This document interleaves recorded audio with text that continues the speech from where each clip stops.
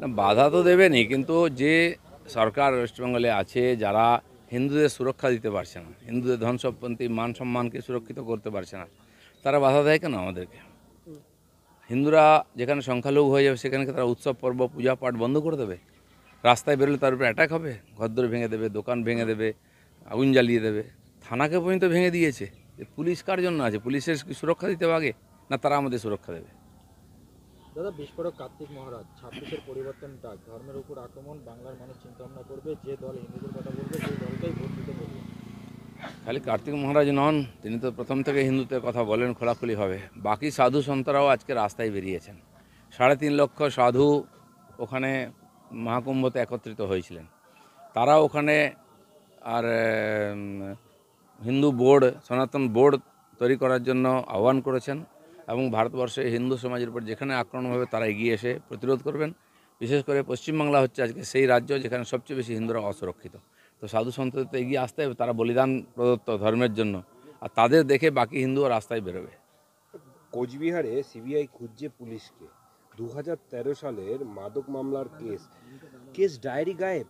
অভিযুক্ত আসামিরা এতটাই প্রভাবশালী যে কেস ডায়েরি হারিয়ে গেল, এবং 2013 সালের যে এনডিপিএস কেস মামলার ডায়েরি। কেস ডায়েরি থানায় থানায় এরকম হয়েছে আমরা জানি। আরজি করেরও ডায়েরি হারিয়ে যায়, রেকর্ড হারিয়ে যায় থানায় থানায়। টিএমসির নেতা যদি অভিযুক্ত হয় তাহলে কোনো রেকর্ড, কোনো ডায়েরি আপনি পাবেন না, সব গায়েব হয়ে যাবে। নাহলে আগুন লাগিয়ে দেবে পুড়িয়ে দেওয়ার জন্য। দুর্নীতি থেকে বাঁচার জন্য অফিসে আগুন লাগিয়ে দেওয়া হচ্ছে, এই নতুন কিছু না। তো সর্বোচ্চ স্তর পর্যন্ত এই দুর্নীতি চলে গেছে, পুলিশ প্রশাসনও তার বাইরে নয়। দাদা, লন্ডনে কলেজ কাণ্ডে মুখ্যমন্ত্রীকে হেনস্থার অভিযোগ, সোশ্যাল মিডিয়া সড়ক তৃণমূল সমর্থকরা কুকুর বেড়ালকে মারবেন না, সুজন সেলিমকে ছাড়বেন না, সমাজ মাধ্যমে পোস্ট গ্রামের তুঙ্গে রাজনীতি। না না, কে হেনস্থা করেছে? কেউ যদি ডিমান্ড করে, নরেন্দ্র মোদী গেলেও তাকে প্রশ্নের উত্তর দিতে হয় ওখানে। যারা ভারতীয়রা ওখানে আছেন তারা যদি কিছু মনে করেন ভারতীয় ঠিক হচ্ছে না, তারা প্রশ্ন করবেন। আপনি কলকাতায় সাংবাদিকদের ধমকে দেবেন, বিরোধীদের চমকে দেবেন, কিন্তু লন্ডনে তো পারবেন না।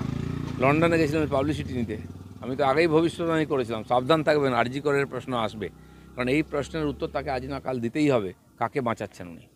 মাদ্রাসা সার্ভিস কমিশনের বিরাট দুর্নীতির পর্দাফাঁস। ওএমআর সিটে ইচ্ছে করে গোল্লা পাকিয়ে যোগ্যকে অযোগ্য করে দিচ্ছে, এবং সিএফএসএল রিপোর্টে সেই পর্দাফাঁস, সবেতেই দুর্নীতি। কোন বোর্ডে মামলা নেই? মাদ্রাসা বোর্ডে সবচেয়ে বেশি দুর্নীতি। কারণ কেন্দ্র সরকারের পাঠানো স্টাইপেন্ডের টাকা লুট হয়ে যাচ্ছে। 225 কোটি টাকার কোনো খোঁজই নাই। মুসলিম সমাজ আজকে ওদের ভোট ব্যাংক হয়ে গেছে। মুসলিমরাও জানেন যে আমাদের আর অন্য রাস্তা নেই, টিএমসিকে ভোট দিতে হবে। আর এই জন্য টিএমসি জানে এদের জন্য কাজ করার দরকার নেই, এদের কোনো অধিকার দেওয়ার দরকার নেই, এদেরকে শিক্ষিত করার দরকার নেই, এরা এরকমই থাকুক আর আমাদের ভোট দিয়ে যাক। আজকে মুসলমান সমাজকে ভাবতে হবে যে কিসের জন্য ওরা টিএমসিকে জিতিয়ে রেখেছেন, তাদের সর্বনাশ করার জন্য। দাদা, দলের ছাত্র যুব সংগঠন নিয়ে কল্যাণ সৌগতের ভিন্ন সুর, ছাত্র যুব সক্রিয়, শাসক দলের ছাত্র যুবরা বিরোধীদের মতো লাফালাফি করে না। শ্রীরামপুরের সাংসদের ছাত্র যুব সংগঠন ঘুমিয়ে, মন্তব্যের পাল্টা দমদমে তৃণমূল সাংসদের, কি বলবেন? দেখুন, ছাত্র জীবন নাম করে কলেজে যে ধরনের লুট হয়, অনলাইনে ভর্তির ব্যাপারটা আমরা দেখেছি, বছরের পর বছর ঝুলিয়ে রাখা হয়েছে, পার্থবাবুকে করতে দেওয়া হয়নি, কারণ খালি লুটের জন্য। আর সেটা সবাই জানে, সেই জন্য অন্য কোনো কাজ করে না ওরা। অ্যাডমিশনের সময় দাপাদাপি করে টাকা পয়সা কামিয়ে নেয়, কাটমানি নেয়। মানে তৃণমূলের বিরুদ্ধে কেউ কিছু বললেই তারা বলছে দেশ বিরোধী। মানে এসএফআই কর্তাকে কোনালের বার্তা যে সিপিএম দেশ বিরোধী, বাংলা বিরোধী, বড় বড় কথা তোয়াক্কা করি না, অসভ্যতা করেছিল, লোকে বের করে দিয়েছে সেই লন্ডনে। না দেখুন, কুণালবাবু কী বলছেন জানি না, উনি হয়তো একটু লন্ডন বেড়াতে গেছিলেন, মেজাজটা কদিন ফুরফুরে ছিল, এসে আবার ক্যাচালের মধ্যে পড়েছেন, পার্টির মধ্যে মারামারি, বাইরে ঝামেলা, এই উত্তর দিতে হয় রোজ এইসব কথা, আর খুব কষ্টকর ওনার পক্ষে। সকাল থেকে উঠেই মেজাজটা খিচড়ে যায়, কিন্তু উপায় নেই। যে পার্টিতে আছেন সঙ্গদোস্ত, আপনি যদি ভদ্রলোক হন, এত ভালো লোক, তাহলে ওই চোরেদের সঙ্গে আছেন কেন? চলে আসুন, উত্তর আপনাকে দিতেই হবে। দাদা, প্রতিশোধ হুঙ্কার ফালাকাটার বিজেপি বিধায়কের, অস্ত্র মিছিলের ডাক নদিয়ার বিজেপি নেতার।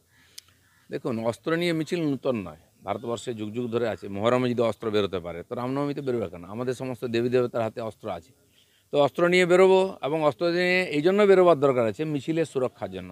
পুলিশের উপরে কোনো ভরসা নেই, পুলিশ সুরক্ষা দিচ্ছে না, পুলিশের সুরক্ষা নেই। মালদা মোথাবাড়িতে থানা জ্বালিয়ে দেওয়া হচ্ছে, ভেঙে দেওয়া হচ্ছে। তারপরে এখানে কি বলে, কালিয়াগঞ্জেতে, কালিয়া চকেতেও থানা জ্বালিয়ে দেওয়া হয়েছিল, বারবার হয়েছে। তো পুলিশ কি সুরক্ষা দেবে? তাই হিন্দুরা তাহলে ধর্মকর্ম বন্ধ করে দিতে হবে, শোভাযাত্রা পুজো পাঠ করবে না, কারণ কি হলেই হামলা হবে, যেটা হচ্ছে জায়গায় জায়গায়। আর সেই জন্য হিন্দুদের নিজের সুরক্ষার জন্য নিজের ব্যবস্থা করতে হবে। এবার ক্যানিংয়ে রামনবমী মিছিলে থাকতে পারেন শওকত মোল্লা।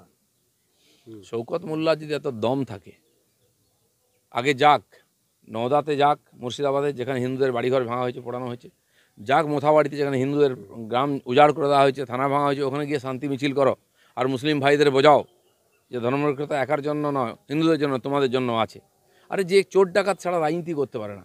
ভাঙড়ে তো আমিও থাকি, পঞ্চায়েত ইলেকশন আপনারা দেখেছেন, নমিনেশন করতে দেওয়া হয়নি কাউকে, গাড়ি গাড়ি চোর ডাকাত নিয়ে এসেছিল গণ্ডগোল, যে পাবলিক ঘিরে গাড়িগুলো পুড়িয়ে দিচ্ছে, লেজ গুটিয়ে দৌড় মেরেছে নেড়িকুত্তার মতো। সে বড় বড় ধর্মের কথা বলে, এটা ডাকাত। আমি নিজে তার ভুক্তভোগী। আমাদের কেন্দ্রীয় সভাপতি যখন ডায়মন্ড হারবার যাচ্ছিলেন, আর ওখানে কিভাবে আটকানো হয়েছে, দিয়ে রাস্তার দুই দিকে সব সমাজ বিরোধী দাঁড় করিয়ে রেখে ইঁট পাথর মারা হয়েছে, সে রাজনীতি শেখাচ্ছে বিজেপির লোকেদেরকে। ভাই, আতিক মোহাম্মদ একটা হয় না ভারতবর্ষে, অনেক হয়। সময়টা আসতে দাও, সব দেখবে, ভুলে যাও না আতিক মোহাম্মদের কথা। এবার যাদবপুর বিশ্ববিদ্যালয়ের ক্যাম্পাসের ভেতরে রামনবমীর পালনের হুঁশিয়ারি এবিভিপি। না, রামনবমী তো বিশ্বের সব জায়গায় হতে পারে, রাম সর্বত্র সবার। তো যেখানে যেখানে যেহেতু সরস্বতী পুজো হতে পারে, অন্যান্য ফাংশন হতে পারে, রামনবমী কেন হবে না? রাম একটা আদর্শ, যে ভালো, যদি কার্ল মার্কস লেনিনের জন্মতিথি হতে পারে, তো রামনবমী কেন হবে না? তাকে যে মানে আমাদের ভারতবর্ষের প্রাণপুরুষ, মর্যাদা পুরুষোত্তম, ভারতবর্ষের ঘরে ঘরে পাড়ায় পাড়ায় স্কুলে কলেজে রামের আদর্শ তুলে ধরার দরকার আছে। দাদা, একটা জিনিস, সেটা হলো শহর জুড়ে রামনবমীর পোস্টার, সেখানে দেখা যাচ্ছে যে পোস্টারে রয়েছে প্রধানমন্ত্রী নরেন্দ্র মোদী ও শুভেন্দু অধিকারীর ছবি। জানি না কে ছবি দিই, এটা কোনো রাজনৈতিক প্রোগ্রাম নয়। আমি রাজনৈতিক ব্যক্তি, আমি তো কারো বিয়েতে যে রাজনৈতিক বিয়ে হয় নাকি? আমাকে যদি ডাকে রামনবমী মিছিলে হাঁটতে, আমি অবশ্যই হাঁটবো, একজন হিন্দু হিসাবে গর্বের সঙ্গে হাঁটবো, কারণ এরকম মহাপুরুষকে আমরা জন্ম দিয়েছি ভারতবর্ষে। আমি রাজনীতি করি, ভগবান রাজা ছিলেন রামচন্দ্র, তাই জয় শ্রীরাম বলি আমরা, এটা কোনো ধার্মিক স্লোগান নয়, ভুল করে ওরা। আর সেই জন্য তার আদর্শকে